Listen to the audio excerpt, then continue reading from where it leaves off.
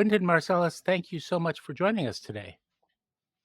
Thank you so much. It's a pleasure and an honor. Oh, the honor is ours. Now, Wynton, I'm always interested in how artists got their start. And in your case, your father, Ellis, was obviously a very significant musical presence growing up in New Orleans. What are some of your earliest musical memories? And can you describe his influence a little bit? Well, we grew up in small towns like Breaux Bridge, Louisiana, Opelousas, Little Farms, and Hampton City. And my father was always playing. They were always struggling to play gigs. And I just always went to clubs with them. I liked the environment of it. I was always the youngest person. And these were not fancy places. They would be just people. My father was trying to keep the music alive with the musicians he played with. And there was not a lot of interest in it. But it was interesting to me that they continued to play, though their audiences were small. I grew up in this environment of the 1960s South, segregated environment. James Brown was the first concert I ever went to of a kind of national thing. It was at the Municipal Auditorium in New Orleans. All of my relatives lived in New Orleans, and in music in New Orleans, the music is everywhere. Even though we were outside of the city, I would stay with my great uncle. When I was 6 years old, I lived with my great uncle and aunt for a year, and he was born in 1883. And it was really like stepping back into another century, which, then I was six. It didn't make that much of a difference, but he was a stone cutter for the cemetery. And then I was there when it was Mardi Gras and parades and all the neighborhood things that took place. It was very different from the kind of country environment we had grown up in, where we lived between uh, Mississippi River and the railroad tracks. But then the black people always lived on one side of the tracks, so we were behind the second set of tracks. Oh, Which and you were but segregated wasn't among the segregated. yeah, in a way, but we didn't really look, we did the social we're kids. We didn't analyze the social stratas in that way. We we had a good time doing whatever it is that we did.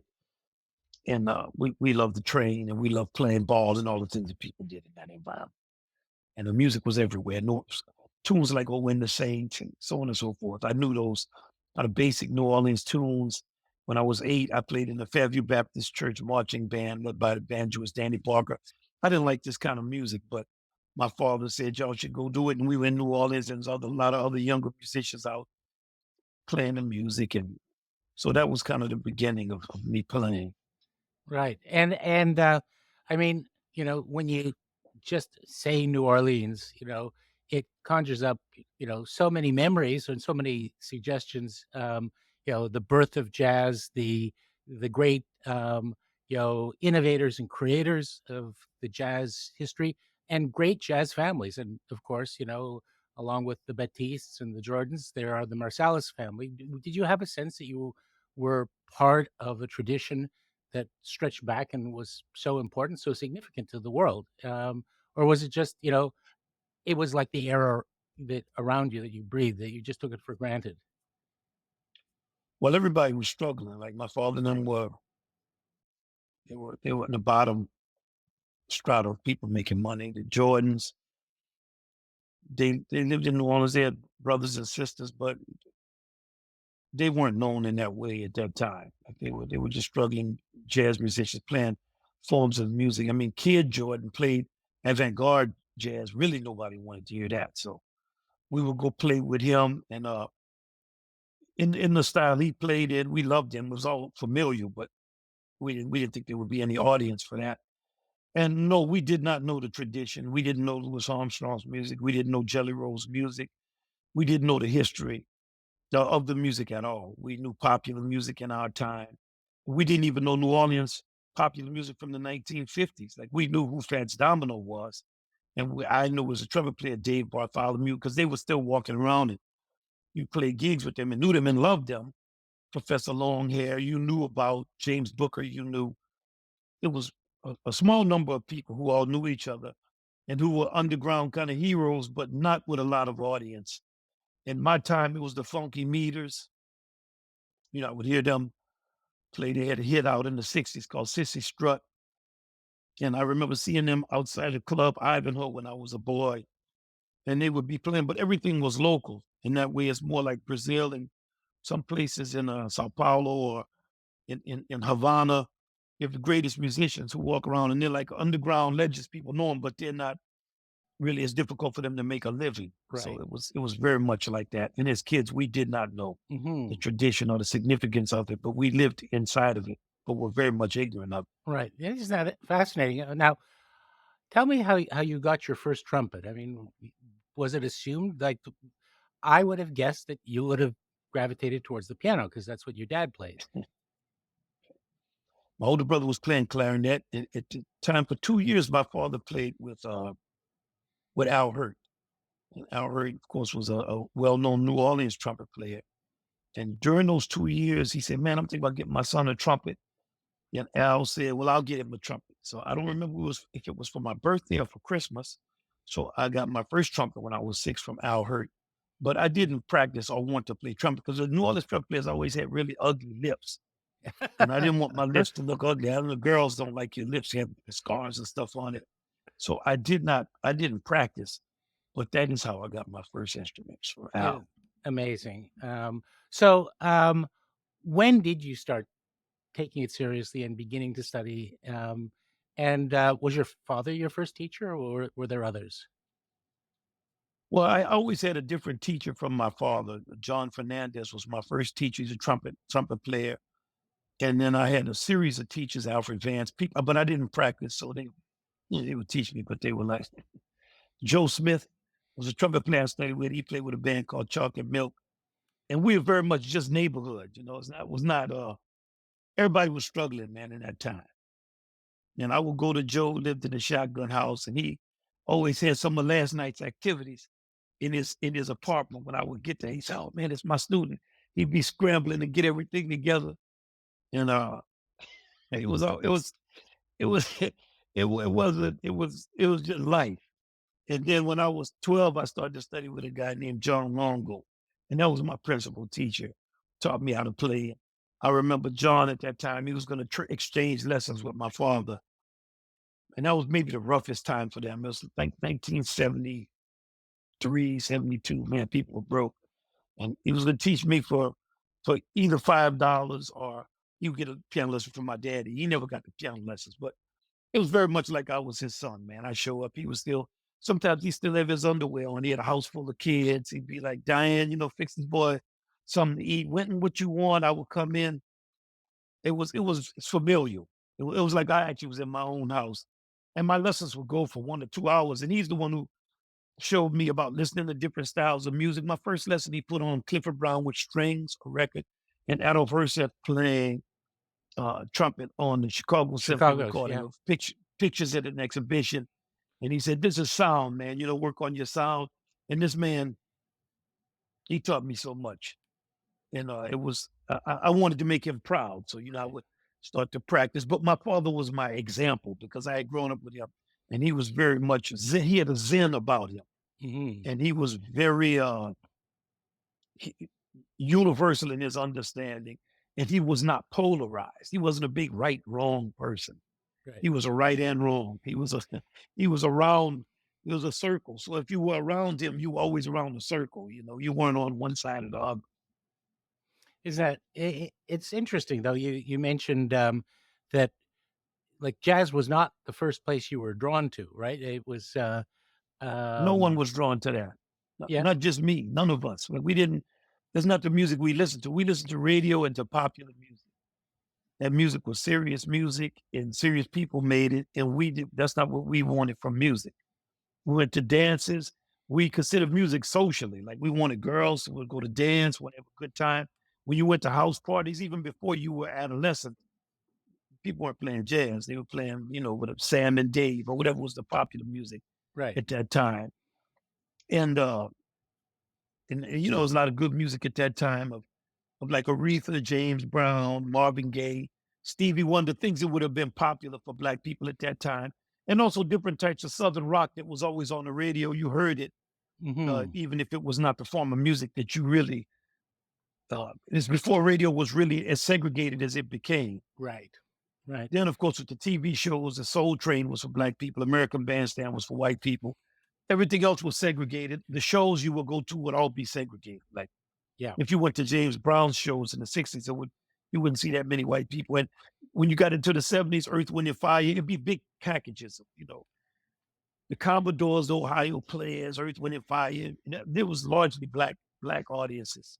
Right, right. And so, Motown, Stax, those were kind of the labels. That was the funk soul period. Right. But at the same time, this was also the period of, Abbey Road and the White Album and, We Woodstock. never listened to any of that. None of that. We we didn't listen to any of that. We didn't follow it. Like it just was not a part of our culture. We were very much segregated into our that music sounded very foreign to us. Hmm.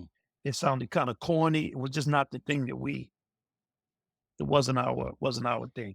It's so fascinating though, um, how different from the way your path ultimately evolved those early influences were, and of course, you were not interested in making the kind of music that your father and a lot of the musicians who are around you were making.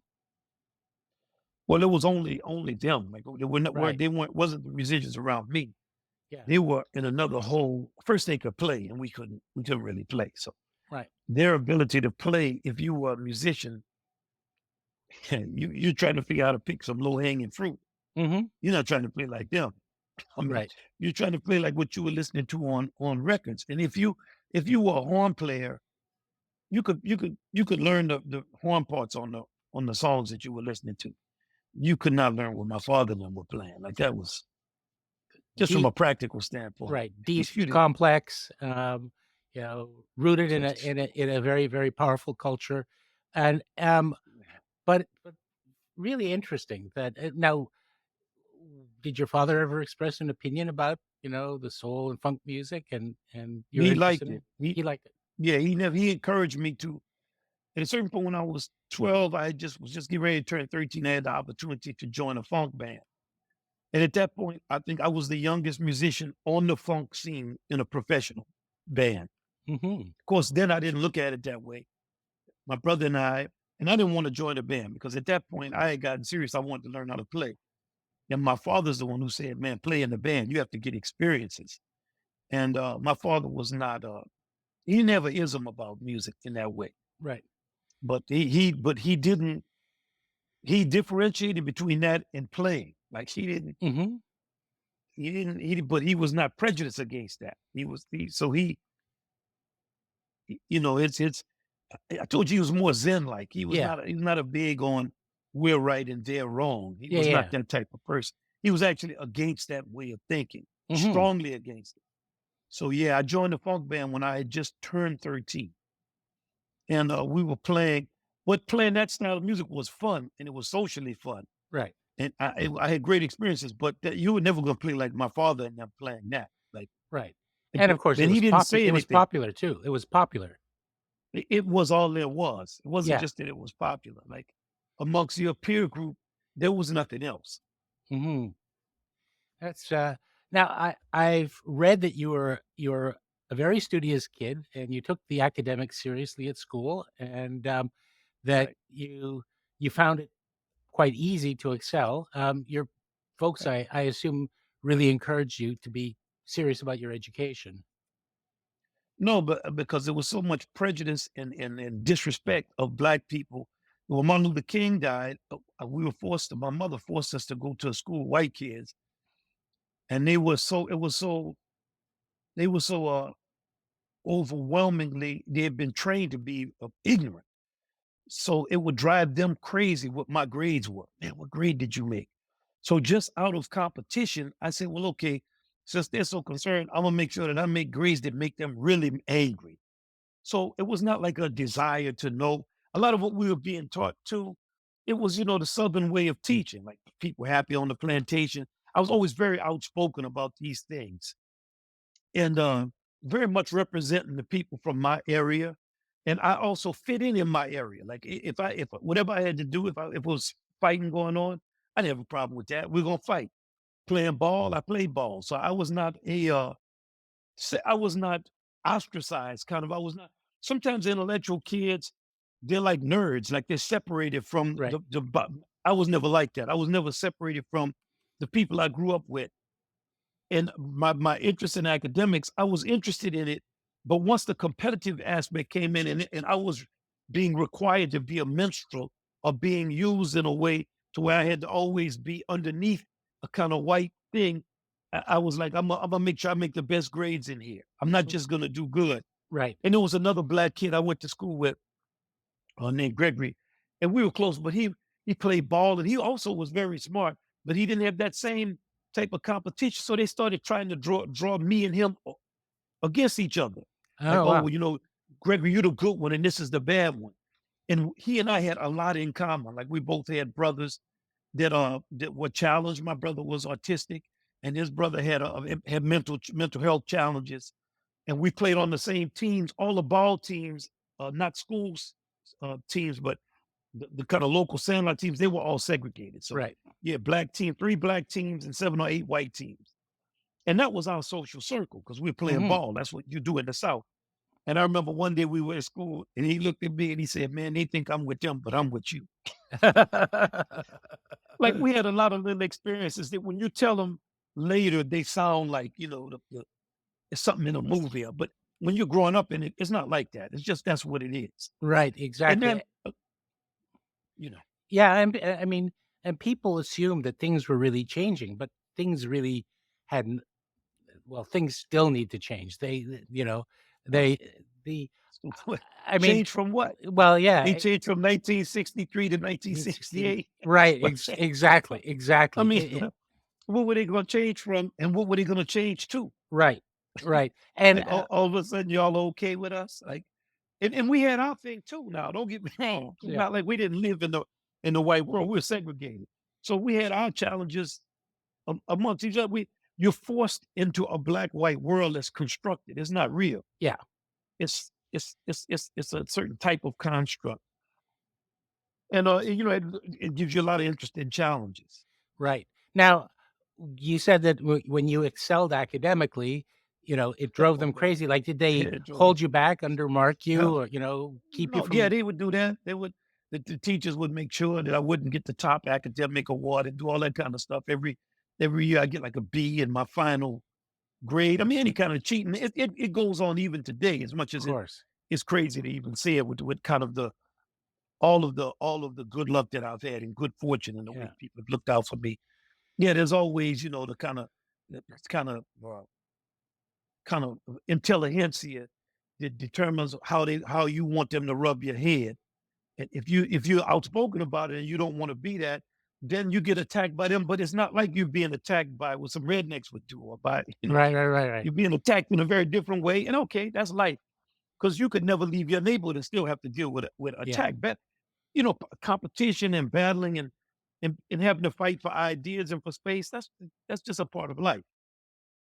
But yeah, it was real. And I experienced a lot of it. And okay, and it was in New York too, but I also experienced not that. So I had all kinds of experiences, and I think that was really my father's philosophy is that there are many experiences in life, and there are many that are real and many that are made up. But the way you experience them is the way you experience them. And if you give certain experiences power over your trajectory and your momentum, you have done that. And if you don't do it, you don't do it. And he said that sometimes you live at a time where the opposition is so overwhelming, it doesn't make a difference how you experience. Like if you had to fight in the Civil War, or if you were in Vietnam, or if you were a slave, and depending on when you're born on Earth, you have circumstances that you have to confront. He always made us understand how fortunate we were to have the opportunities we had. Now, even as you were, one of the youngest player in a funk band at that time. When you were 14, you played the Haydn Trumpet Concerto with the New Orleans Philharmonic. So obviously, this other stream, and you mentioned Mr. Longo, introducing you to Bud Herseth at the Chicago Symphony. This classical stream seems to have been kind of a parallel thread in your musical life, except that I can't imagine anything more remote from the kind of, lived experience that you described, the music that was surrounding you that you lived in. where did like, how did you perceive that as Well, because of John, I perceived it. John Longo, my teacher, I perceived it very naturally. He was living in the heart of the hood, Mhm. in an area that I had to, to get in there. I was like, okay, I'm not from here. He's the one who put that record on for me. Yeah. So I understood. And also, my father listened to classical music. He's a music teacher, and he loved all kinds of music. He wasn't prejudiced against the music. Kid Jordan's oldest son, Kent Jordan. No, I'm not his oldest son. I don't think Ken is the oldest. Ken is not the oldest, but one of his sons, Kent, was a flautist. He ended up getting a full scholarship to Eastman. He was playing, and he's the one who made me practice. Oh, Because wow. I said, if a dude playing flute can beat me in basketball, I'm gonna start practicing. He was like 3 or 4 years older than me. And hey, man, I was practicing playing ball at that time. He took me, he made Right. me understand something. So, we didn't consider classical music outside of our experience, or we knew that mainly white people played it, but because of our leadership and our training and our older people and the leadership that they had and the fact that they were not intimidated by the music or by the culture, we it didn't for them. It was just a question: can you play? Right, right, right. That's another thing I'm happy for with my father and kid and John Fernandez, John Longo, all the teachers I had. And then eventually I had teachers too of other George Jansen became my teacher. He had been John Longo's teacher, Mhm. and he was white. And the education system, my father had many friends that were white. It's unusual in New Orleans at that time because of jazz. So I was living in a world that was, though the world itself was segregated, the world of jazz and the world of music was not segregated. Right. And that goes back a long way too. I mean, in jazz tradition. Right. That's right. Um, so at what point did you start to get enough of the itch that you began to think of music as, your future? Because, let's see, you were admitted to Tanglewood at the Tanglewood Music Center. What, you were 17, 16? So by then you Right. must have gotten pretty darn serious about music.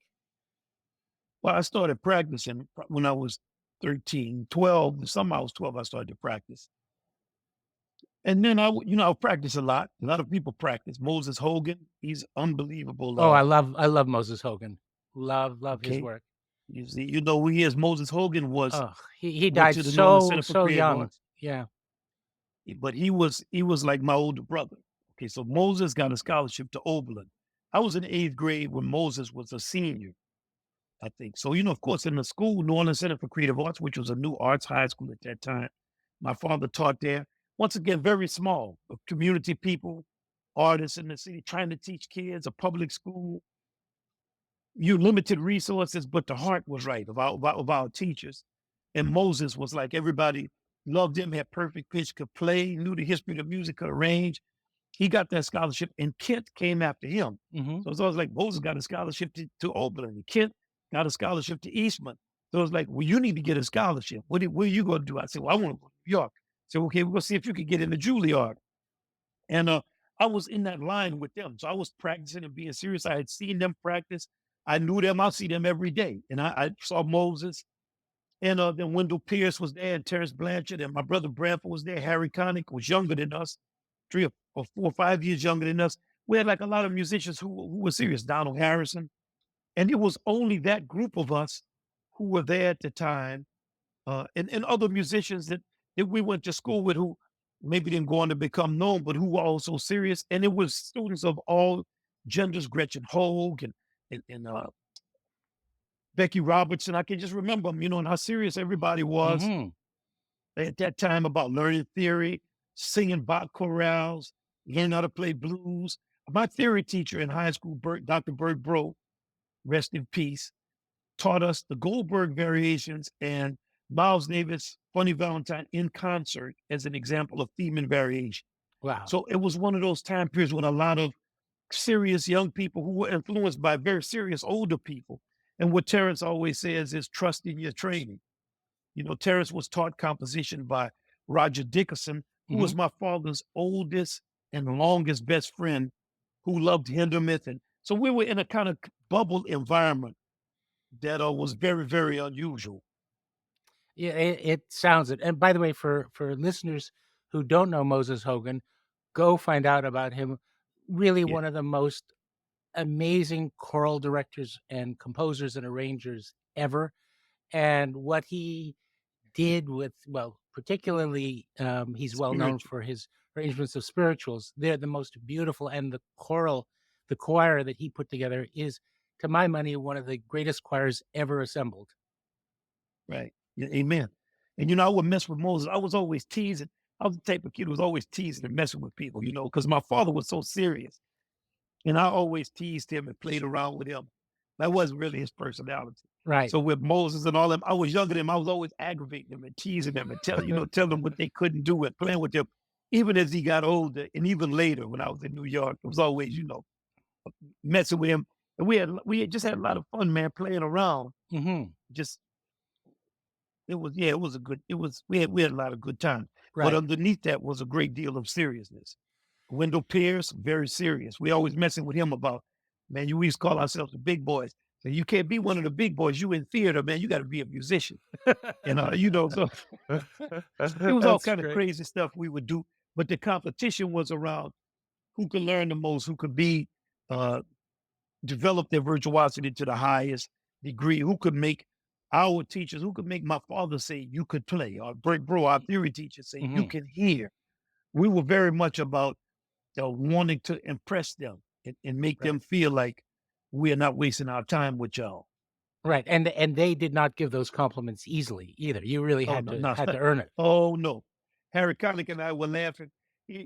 Just last week, we saw each other somewhere. We were in Minnesota, and he was talking about when you would play in a class, a recital class. My father and Bert Bro, our theory teacher, would be sitting like on either side of you, and they would always be like,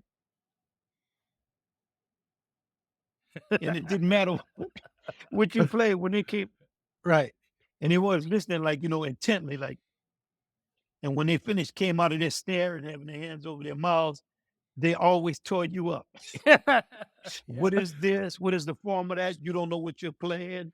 You can't, you knew you were gonna go through the gauntlet. But our vocal music teacher was great too, Lorraine Alfaro. That was her name, man. We tease her, but we had to all take all the classes too. We Mhm. had a vocal music class. We had to Yeah. learn how to sing. We learned spirituals in that class. And we were in a dilapidated building. Like if you could have saw the environment of it, Right, right, right. and it was one of the great classics of all time. It was very much a community thing.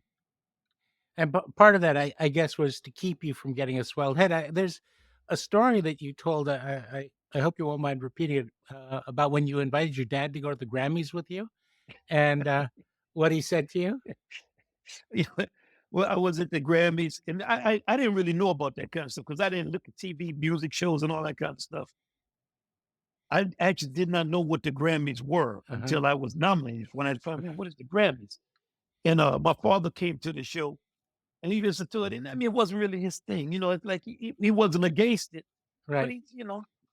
So I won, and he was probably shocked, but just how loud everything was. And then he was like, Yeah. I was getting ready to go to the party after the show with my boy Charnette. It was like, he's younger than me, man. Let's go hang out, baby. And my daddy looked at me and he said, he thought I was a little too euphoric. And he said, you don't think this means you can play, huh? So I started laughing. I said, no, man. I know. I got my training was too thorough. Like Right. I was never really impressed with it because he wasn't impressed with that kind of stuff. And he also wasn't saying it to be mean spirited or to douse me in any way. He was actually that's how he was. He Yeah, didn't it's keep it it, real, right? Don't yeah, let it he go to was your that's head. what he was. Yeah. He was like that. Like you Yeah. you still can't play. You winning these awards is people know about you, you get publicity, you're known and stuff, but you're not Clark Terry. Like don't Right. don't And don't get don't get ahead of yourself.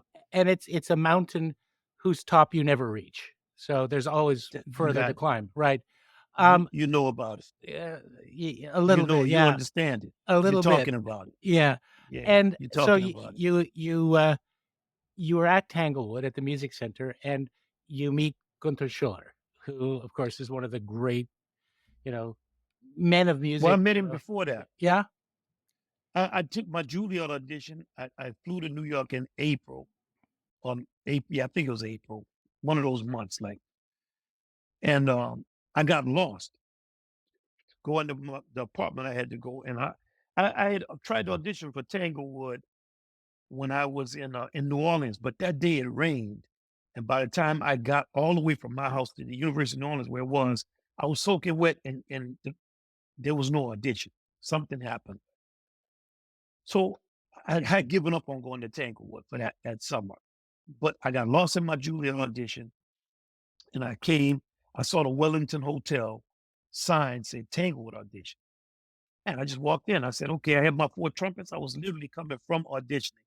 I had all my pieces, excerpts, and all of that from memory. I was like, well, I'll take this audition too. And Gunther was the one who auditioned me, and my age was 17. So the lady looked at the form and said, well, "You're just 17." And Gunther came out and he saw me. He said, "Well, let him play." So I came and played, and he just was asking me to play the Brandenburg, play the High Trumpet Concerto, play Sibelius Second, play Samuel Goldenberg and Shemaiah, play whatever was on my list. I played it. He was like, "Damn, okay." So he was thinking, okay, a black dude got all these trumpets, got this afro, sound like he's from the hood. Like he was trying to do the math, the Right, equation. right, right. It's like, okay, well, where is this guy? And he let me in. I didn't know I would get in. And I got in, and he was one of my great mentors. Like I would call Gunther, go see him when I made recordings, read his books, of course, rely on him for his erudition and his knowledge. And I mean, I loved him. He taught me so Mhm. much, man. And just the presence of musicians with that level of seriousness was like a continuation of what I had seen with my father, with Roger Dickinson, with Burt Bro, our theory Right, teacher. That type of leadership of people whose lives were dedicated to excellence on that level. right.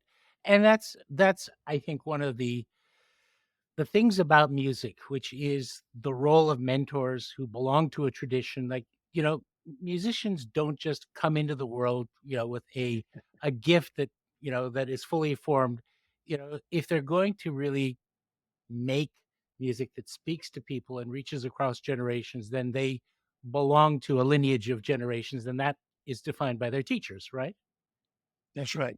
That's right. And then they can have teachers that are not just musicians. So with Gunther, he's another level of erudition. Just he Mhm. played on the Birth of the Cool. He's a French hornist. He played in the Right, Met Orchestra. He was a composer, conductor. He was programming everything at Tanglewood. Is his knowledge, his understanding, the whole kind of third stream belief system that he had, his relationship with John Lewis. You start to realize kind of the bloodlines, who right. everybody is. And you know, so and then you start to other things in conversations, they'll say that, and you go look up, well, who is this person? Or who is that? Like you just told people, check out who Moses Hogan is. Right. And Exactly. we start to get our map together of what our influences are and where stuff is, and understanding of the history. And you start to meet more giants. Like I went to Tanglewood, I had the opportunity to meet Leonard Bernstein and play Prokofiev fifth under him. Then Mhm. you learn about Prokofiev, Shostakovich, Rimsky-Korsakov, Stravinsky, the kind of Russian lineage. Then you start to understand, well, hey, there's a New Orleans lineage, there's a this, there's a that, Right. and you start to construct a kind of a map and an understanding. Yep. And so you're 18 when you move to the big bad city to study at Juilliard, but Yeah, was it within about a year that you're also in Europe as part of Art Blakey's band? right, And, right. yeah, that was with Branford, right? I was yeah, the first one. I was 17 when I came here, and it was a hard transition for me. Like it was just Yeah, so you come different. from New Orleans where you look at everybody to New York, and I was broke too, so I had to work. And I played a lot of salsa gigs, and people thought I was Puerto Rican. I couldn't speak any Spanish. I had rudimentary skills, so I would Right. just kind of because I didn't want to lose the gigs. Right, right. And I met so many great people, the great Mario Rivera. Once again, that's another whole tradition. Just to meet Mario, talk with him, be around him, and to learn, hey, there's another whole branch of stuff, and all these fantastic musicians and Chocolate and all the kind of people at that time. It started with my kind of understanding with some gigs with Larry Harlow, taught some kids in the South Bronx, and then to see like kind of the urban blight of New York at that time, just the Yeah. graffiti on the train in New Orleans. We of course we man, we had what we had, and we were when I was growing up a city that was prone to a certain type of violence. But I always say it was like Caribbean island violence. It wasn't Hmm. like the city. City is a lot of people, man. It's harsh. It was a different environment, which It can took be some cold. getting It can used be to. very cold, distant. It- Yeah. it's cold both physically. I never forget. I was so cold. I had an army jacket. I never been in the northern winter, man. Then I had to get I got a down jacket. I remember paying $100 for the down jacket at that time. And I told my mama, I had to get a good coat. I paid $100 for this coat. She said, "Ooh, Lord, child, what else does that coat do?" So, but it was, I met a guy named Wilmer Wise, who was a fantastic Afro-American trumpet player. He had played on a lot of, he played on Weather Report's album, I Sing the Body Electric, Oh, but he wow. played on a lot of classical music. He'd been a part of the whole Marlboro Festival crew. And man, he took me under his wing and he got me gigs. He got me a gig on Sweeney Todd playing a Broadway show. I, yeah, I was playing with like the Jupiter Symphony, played with the Brooklyn Philharmonic. Lucas Foss was the conductor. So even then, I had a chance to, hey, who is Lucas Foss at Brooklyn Philharmonic? Wilmer, the education Wilmer gave me of the whole kind of Philadelphia school of classical music, Frank Catarabic. Gil Johnson had been principal trumpet player there. Gil had also been principal trumpet in New Orleans and knew my trumpet teacher, George Jansen, who had taught my first teacher, John Longo. So even though I'm in New York, you start to see all of these Northlands. I studied ear training with a guy named Alberto Socaraz. Socaraz played flute on the first uh, recording of Afro Latin jazz in Manicero in the 1920s or early 30s. And how I got to Socorro was I was looking for Giardinelli's music to get my horn fixed, and I got off on the wrong floor, and I saw a thing of a guy said Alberto Socorro's ear training, and it looked like a private detective thing from the 1940s, film noir kind of detective. So I went in, and he gave me the card, and I didn't realize who this man was until many years later. I was in Cuba talking to a Cuban historian named Blasco. And he said, he started talking about Alberto Socorro. I said, man, I took ear training with him. So, these things, The it connections was a lot are of, endless, endless. there's a, there's a lot of endless human connections that are like, from a spiritual standpoint, very interesting. So at that time, I was making a lot of connections, Art Blakey, and then being able to meet all the great musicians that were part of that group, like the great Walter Davis Jr. Mhm. pianist. Walter taught me so much about Bud Powell, about Bird tunes, how to play things. Then for some reason I was always meeting drummers. Philly Joe Jones. I hung with Philly Joe a lot and got to know him and on and on, man. Right, Then right, it was right. So, yeah, it was beautiful. I take it by this time, by the time you're at Juilliard, jazz is no longer remote to your experience. I mean, you're playing in a great jazz band. You become a member of the legendary Jazz Messengers, the following year. So you're doing jazz by this point. But I was still trying to learn how to play because my Right. father, I knew what playing was. And I grew up here in Dizzy Mhm. and YouTube. Sweets Edison was like a mentor of mine, played with Count Basie's band in the 30s. To his death, he was always my man. Like, I met Yeah. him when I was 14. Lockjaw Davis, all the people came through New Orleans. Sonny Stitt. I sat in with Sonny when I was 15. And so I was always playing jazz. I played with Right. a local band of musicians. It just was not something my generation of people did or participated in, but I loved the music and always wanted to learn how to play it and had grown up in the culture of the music. So yeah, it was all natural from a cultural standpoint. Playing wise, because I mainly played funk gigs and did jazz gigs every now and then, couldn't really play the music. Like the music is Mhm. difficult to learn how to play. Oh, So yeah. okay, my daddy and them could play. It didn't mean I could play. So yeah, then I was being given an opportunity to learn how to play. And that was a blessing. So I took advantage of as much of that experience as I could to because in jazz, the meaning of it is always being obscured by the critical community that surrounds it. We're the only art form that has an intellectual community that tries to kill the music at every turn. So you don't realize that. You know, it takes Well, you a while. You don't understand that. Wow, okay, the people who like it also hate it. It's such an abstract thing. It's such a black, white American paradigm that nothing prepares you for that. So the criticism is very different from the legitimate criticism that comes with any art. If you can't be criticized, you can't be out here. right. Then there's an added layer of subterfuge and an added layer of lying, and intellectual lying. You have to figure it out. And man, that's one of the things Miles Davis asked me at a point. He said, "How did you figure this out?" He was talking about that. Like, Yeah. man, you have to. It's an intellectual feat to figure out. And it's in Ralph Ellison's book, The Invisible Man.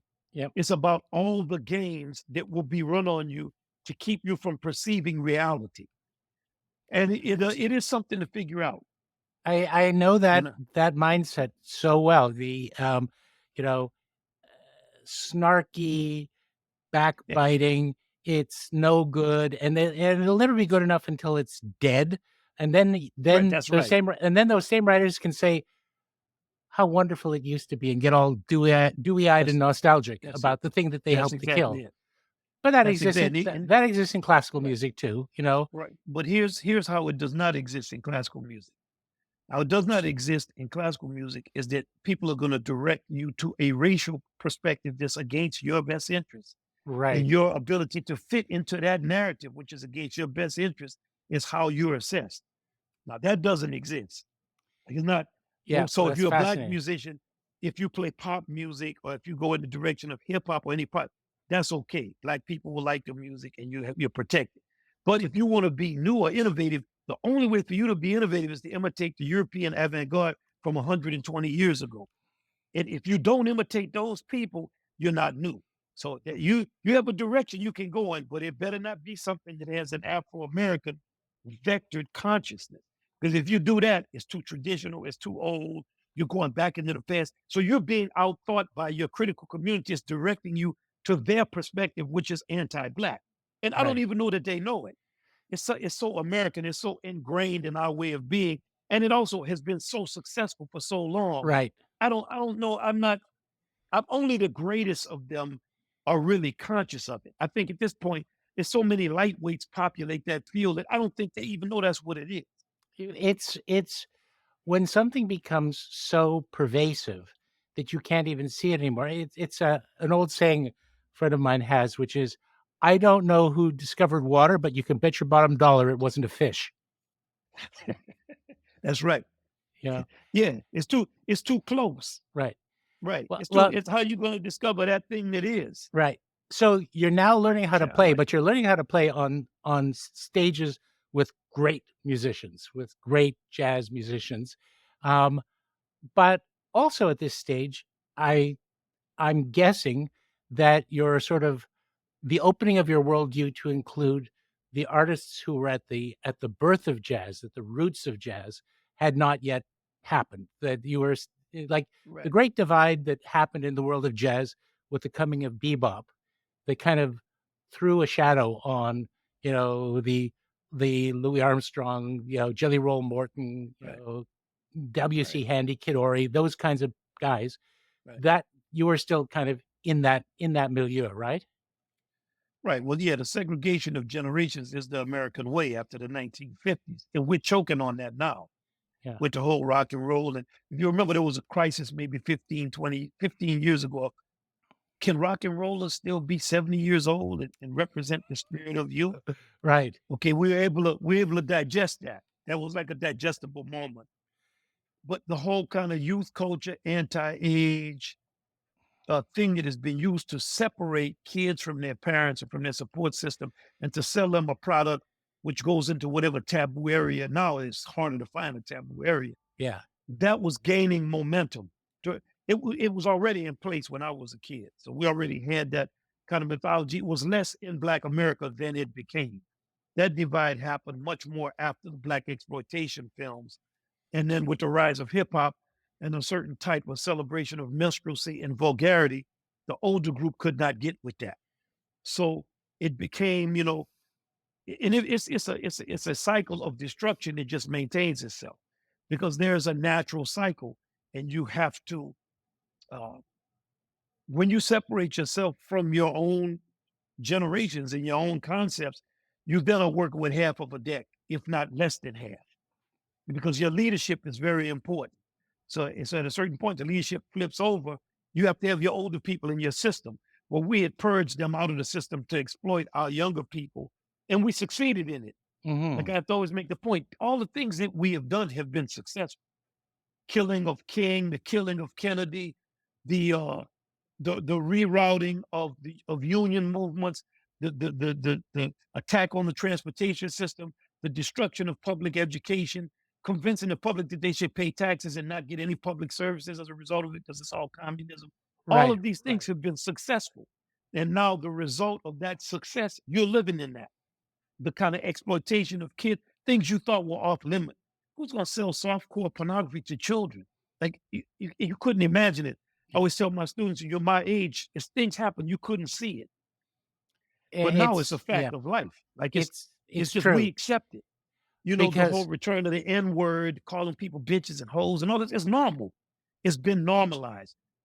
We didn't, you couldn't see that in the 19. I played funk gigs every night. It was all, I love my old lady. You know, a woman is the greatest thing in the world. Drifting on a memory, you know, always and mhm, forever. That kind of idealism. It didn't mean people didn't have problems. Man, we always had problems, but damn, the center space was idealistic. And it, you had a feeling, well, we need this type of idealism just so we can strive for this. Not that life is like this, but you couldn't, not a single person on that scene thought 15 years from now, we're going to go back to the 1830s or 40s. Nah, right. but we did it and it's normal now. It's, that is a very powerful conversation, and I wanna return to it because I it resonates very powerfully with me that we live in a period in which, you know, some people would call it the triumph of neoliberalism, like, if you can sell it, then it's good, no matter what it is, and that the only values are values that you can put dollars on. Um, Right. so, Right. That's so right. That very becomes the new God, profit. yeah, And it's the same thing that all the mythologists talk about anyway. right. You could go back to Sumerian mythology. I don't care where you want to go. Venda African mythology, Vedic, you take your pick and you're going to see Lao Tzu. They're talking about this. Absolutely. And of course, when you get to the point where the only value is monetary exchange value, like there's no inherent value in a human being, a human life, in love, in loyalty, and, all these things that you can't put a number on, that's the point at which a Right. civilization starts to go into decline, I think. Um, And there's also, I think, not to cut you off, but just to say that there's also all of these things are arbitrary. So there's a certain truth to the fact that you're not gonna get struck down because you don't respect your parents, or right. because you don't have a suit on, or because you believe in money. You're not gonna die because of that. I mean, but since it's arbitrary, why not this? Like Yeah, yeah, yeah. that's always my Exactly. Well, anyway, that took a turn that I'm really glad it took, but I really wanted to ask, at what point did your eyes start to open to, the world of Buddy Bolden and King Oliver and Jelly Roll, Sidney Bechet, and you know, well, um, I always knew about them. My daddy taught jazz history at Xavier University. I would go to his classes. He was always saying check pops out. When was 18, when I moved to New York, he sent me Louis Armstrong. He was always saying check pops out, man. Check pops. Listen to this. right. Check pops out. This is before cell phones, and all that, but he sent me a cassette tape of Louis Armstrong in the mail and said, learn this solo. And of course, I was like, man, I I was listening to Freddie Hubbard and Woody Shaw and playing all the hip. Man, we play more trumpet. That's old. That's not. And one night, for some reason, I said, man, let me learn this solo, Jubilee. I Mhm. couldn't play through it. And I had pretty good endurance. I mean, I played Brandenburg concertos. I played funk gigs in my life. I could not play through that pop solo. I said, okay, this sounds easy because he's playing it.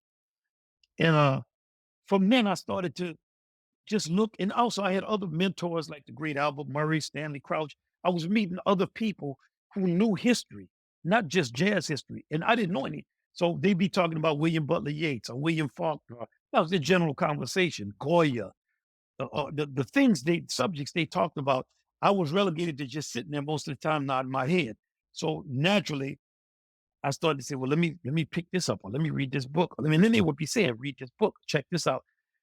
And to be from New Orleans and not know your own tradition, I remember the great painter Romare Bearden did a album cover for me, and he told me his first thing was all about mythology. Man, you from New Orleans, you grew up in all that mythology. You have an uncle that was in the cemetery. You know about Marie Laveau, and you don't know how to place that mythology in a place that you can access for your art. You're lost.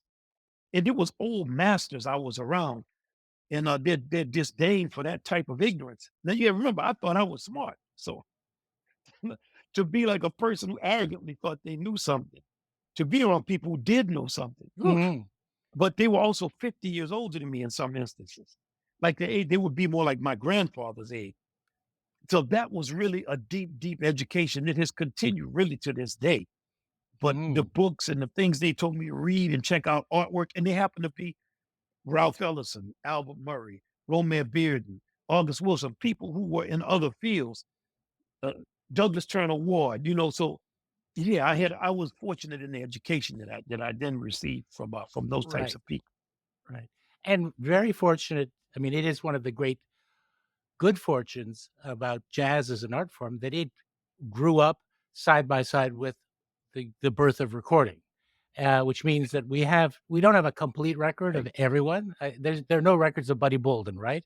Um, right. but we have a lot, even from those early days, even with the limitations of the sound. You can hear the soul and the spirit, and these people basically inventing a new musical language and world.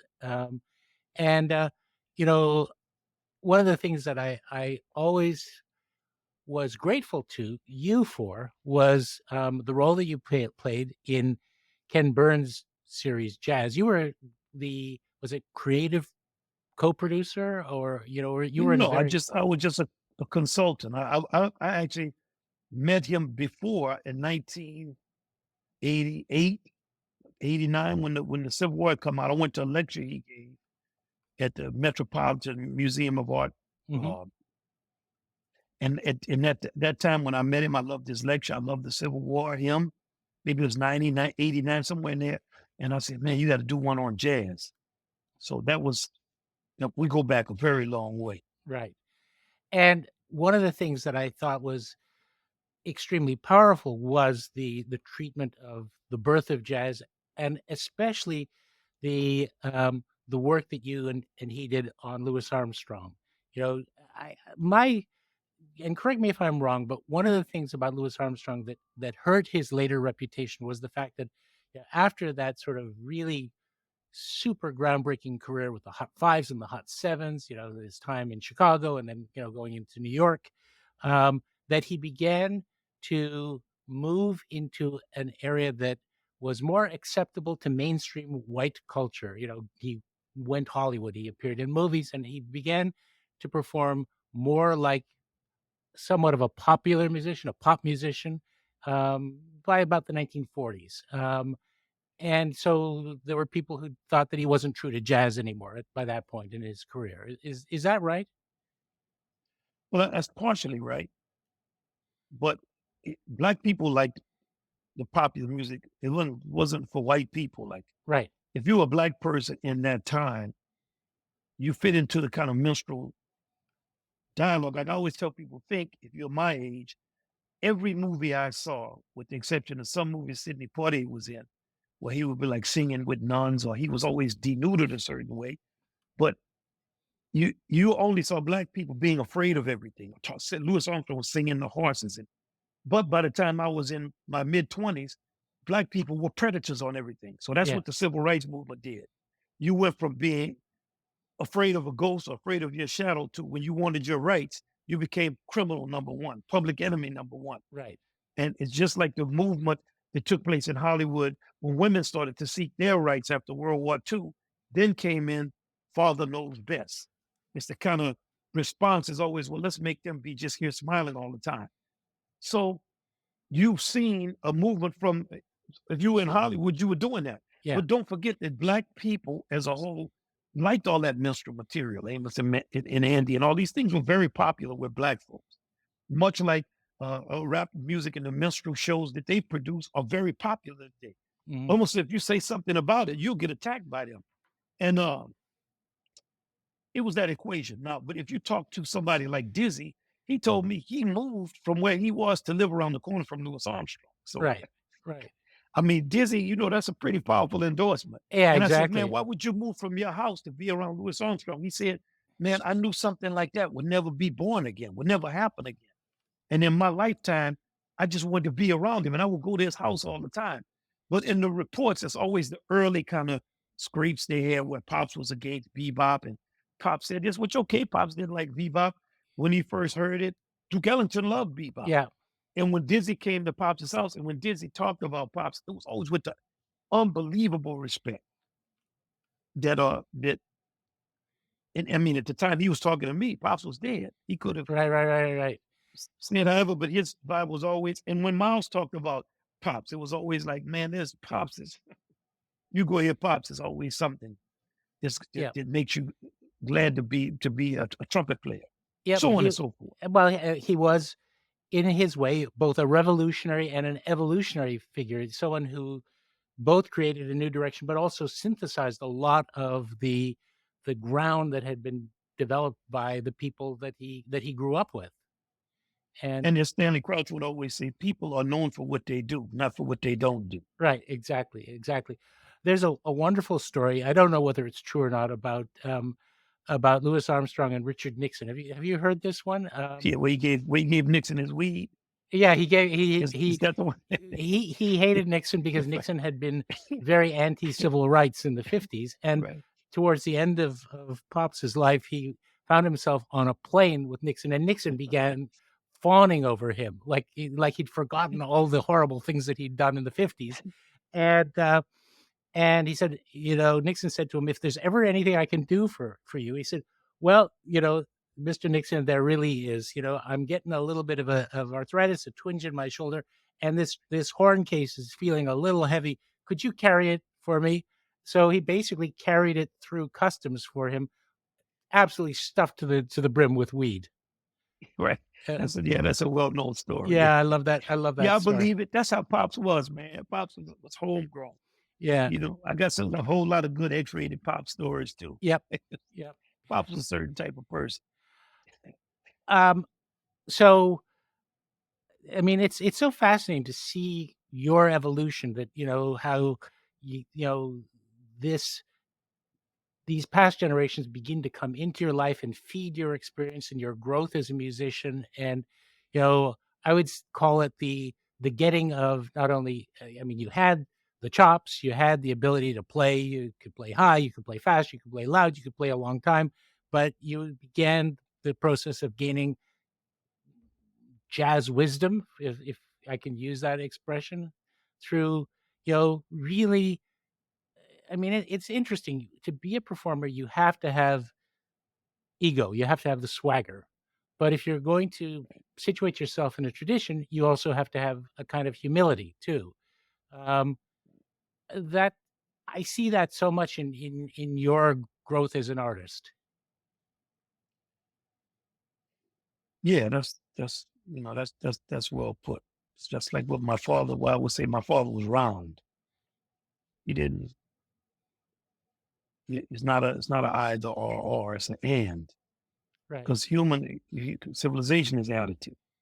This person did this, and this person did that, and this one did that, and this one did that. Yeah, and with me, it was I had the consciousness of a jazz musician always. I just couldn't play. So it was a matter of how can I learn how to play because I grew up with them. I knew them, understood them. I was a part of them. Like Sweet Edison told me one time, it made me laugh. I was being critiqued so much because I didn't play with the same feeling like the older musicians play with. He said, "Well, baby boy, I knew you since you was 13. I mean, you got the experience you have. I saw where you came from. You was a little raggedy something. You didn't know shit. Uh, don't try to imitate yourself. The only thing I can tell you is you got to be yourself." Right. Right. So, I think it's a matter of, and for me, stuff that maybe Stanley Crouch or Albert Murray, Ralph Ellison, something somebody told me when I was 18. And I was also being mentored and talking to all of many of the great white jazz musicians. Jerry Mulligan was an important mentor Hmm. of mine. And we talked about racial issues and all these things in a very direct way. And I learned a lot from Jerry. Stuff he would say, man, learn this or check this out. And we had some funny conversations about things in the world of jazz, like the great Phil Schaap. I met him during that time. A lifelong friend, lifelong colleague, just what Phil knew and the depth of his father was the one who translated Ernest Ansermet's review of Sidney Bechet. Oh So you wow. got things that stretch back into the roots of the music. Phil's babysitters were members of the 1930s Old Testament Count Basie Orchestra, Joe Jones, and on and on. You know, I mean, I don't know. There's Yeah. so many things that's needed in your education. Um, Right. and it's so much material, and it never stops. Really, So, I'm aware that we're coming near the end of our time, but I haven't touched on two huge parts of your creative life and career. One is Jazz at Lincoln Center Orchestra, and hand in hand with that, I guess you're teaching as head of the jazz department at Juilliard. Um, and it seems to me that the growth of Jazz at Lincoln Center and the orchestra has kind of worked in parallel with your life as a teacher too. Um, but also as someone who's bringing jazz back into, you know, in front of audiences because you're touring constantly with Jazz at Lincoln Center, right? right? Yeah, one. I've been fortunate to tour all over the country and around the world for 42 years, and it's been pretty consistent. Like it's been just a blessing with this kind of music we were playing, and the orchestra is a blessing. That many really talented musicians in one place. A lot of music directors, a lot of arrangers. They're fantastic. And through COVID, my estimation orchestra went up way much more, and it was already extremely high. Hmm. The things they can do, the different shows we've played, styles of music, arrangements we've done, original compositions of each other, new music that we've put out, students we've taught, library. We have a library of like 1,500 arrangements that we have done. That I mean, it goes on and on. We have 10 arrangers, so it's it defines my kind of adult life and development. And everywhere I look in that orchestra is just not just great teachers, arrangers, but great people. And that's not guaranteed because talent goes to who it goes to. I mean, it's not, and I've never been a person who required a person to be a certain way for me to be around them. I don't really, I'm from New Orleans. So, we all have our demons and problems. If you could play your part, great. You don't have to be a certain way. But to have the opportunity to play in an orchestra for this long with people the quality of Vincent Gardner, Ted Nash, Ryan Kaiser, Marcus Printup, Victor Goins, Walter Blanding. I just look at the people I played with, Elliot Mason, Chris Crenshaw, Carlos Enriquez. I mean, that's been an unbelievable blessing. Dan Nimmer, we have people we say, when he was younger, we say he's somebody you wish your son was like. And to have them be that dedicated and that great musician, and then for all the touring we do and all of the playing, which is substantial and for a long time, we are surprisingly functional. And we say it all the time. We actually are genuinely glad to hear each other play and to play with each other after all these years. In most bands I ever was in my life, we were dysfunctional. Uh-huh. This has been an extremely functional experience with unbelievably talented musicians and dedicated people. So for that, I'm eternally thankful. And to the audiences that continue to come out and hear it, and we play so many different styles of music, Right. and the people support it. I don't know what to say. That's And I mean, it's as an ensemble, I mean, if you listen to the records from some of the earlier ones to today, I'm like, it's tight. This is a yeah. really, really tremendous People ensemble. people Like have you, pride. Like yeah, they have pride. yeah, They and take pride in it. They're for real.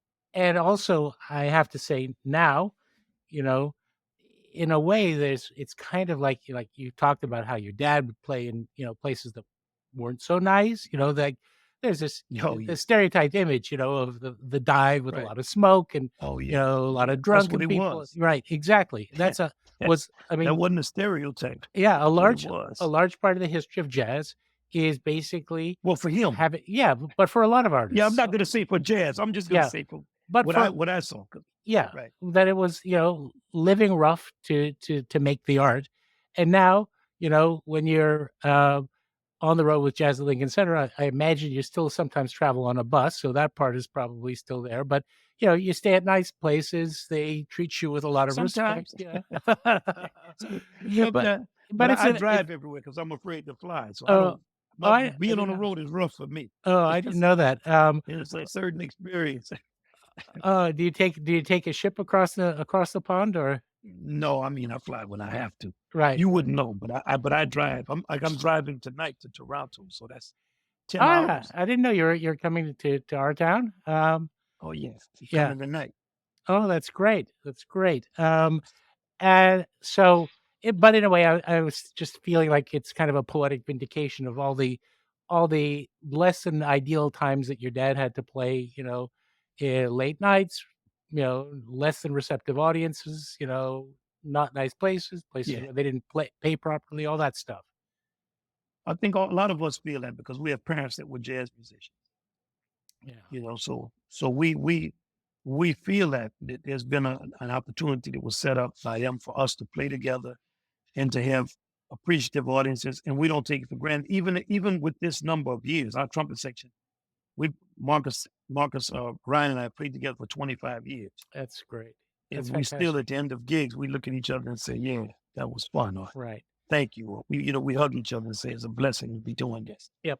I have to talk about your work as a composer, and of course, if you're a jazz musician, you're a composer every minute you're on stage because you're improvising, so new music is coming out of you. But, you've done some huge works that are written down that follow in, what you've described Right. as the Ellington lineage, which is he gave us a literature because, he basically, wrote arrangements and he, wrote long, extended pieces and so on. And you have done such amazing places. Like I was listening to Congo Square last night, and oh man, what an incredible piece! But you also your violin concerto that you wrote for Nicola Benedetti. It's a piece that you know that rocks. And actually, I want to ask you this question. First of all, you have the background and the training. You know about learning what works and doesn't work for certain instruments, but when it comes to getting a symphony orchestra to swing,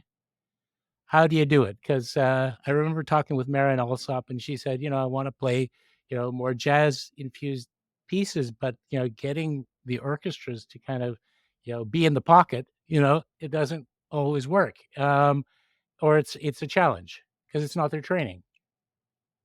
Yeah, you have to find like march rhythms and things in 2/4 that come out of ragtime and syncopated things in the 16-note feel. And sometimes in the tripping feel, you can write something, but swinging, if you don't listen to a style of music, you're not going to play it. I Right, don't care who you are. Like, I'm not going to play flamenco music and don't listen to it. right. So, when the younger classical musicians know more types of American music, and they're better at it, but I consciously try to write music that does not seem like it's trying to imitate those few innovators that came out of Germany at the turn of the 20th century. Like it's not my I'm coming from an American straight lineage, and I don't have the inferiority complex about it. So I'm always trying to get like we took the Anglo Celtic tradition. We have African music that's a part of our tradition. We played marches. I always direct people to something like Sleigh Ride. It's a simple song, but if you look at how Leroy Anderson, like, there's a reason that song is played by everybody. Played on Christmas shows. You see it before films. It has a string orchestra version, concert bands play it, jazz bands play it, elementary school bands play it. What is it about that makes it be something everybody can play? And it has a kind of groove to it. It has a He figured out something about a thing that laid between a lot of the traditions. And sometimes we have figures in our music like that. Like Ray Charles was an example, Willie Nelson is an example, Louis Armstrong. They just lay between a lot of styles and they're able to understand.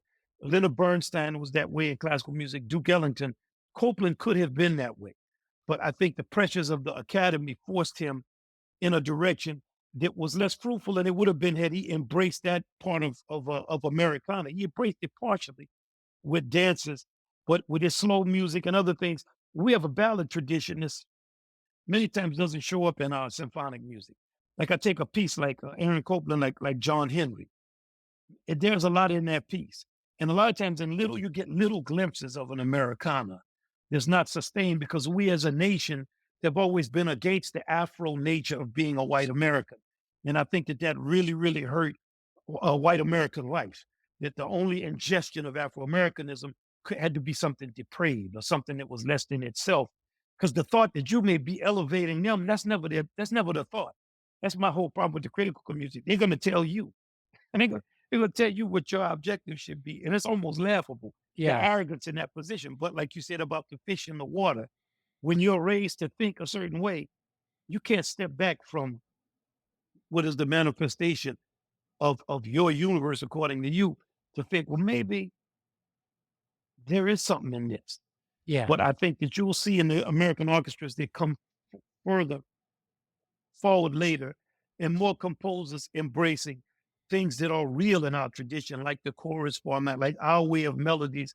We find less need to imitate kind of this direction that this that we've gone in. This it's not going to bear fruit. yeah. Well, Yeah, it's it's it's going to so bear interesting. grants, but it's not.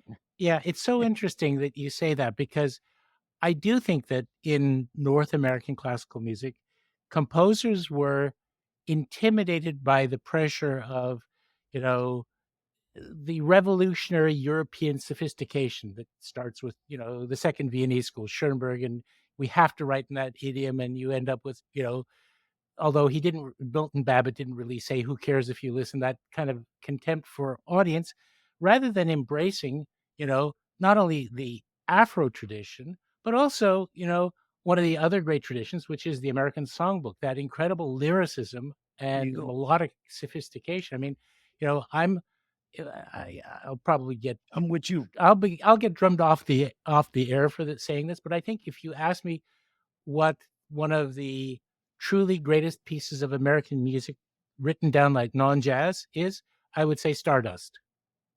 One of the You single won't most get drummed off for that. yeah, Or anybody who knows what Stardust is. yeah, one of the single most beautiful melodies and the lyrics, even though the lyrics came afterwards, you know, and the idea that, and there were, of course, some composers who weren't afraid to write in a romantic idiom, like Howard Hanson, but of course he wasn't taken that seriously in his lifetime. Right. Oh, that's interesting. I just listened to Howard Hanson Symphony Number One like 2 nights ago. The Nordic. I was, yeah, I was just trying to because my father Roger Dickinson loved Howard, and I think that Hoagie Carmichael threw Louis Armstrong's 70th birthday party at the Shrine Auditorium in L.A. And a lot of times we don't know these bloodlines. Once again, Hmm. uh, Hoagie Carmichael was in the group of kids that heard King Oliver's band in the South Side of Chicago, and he named it.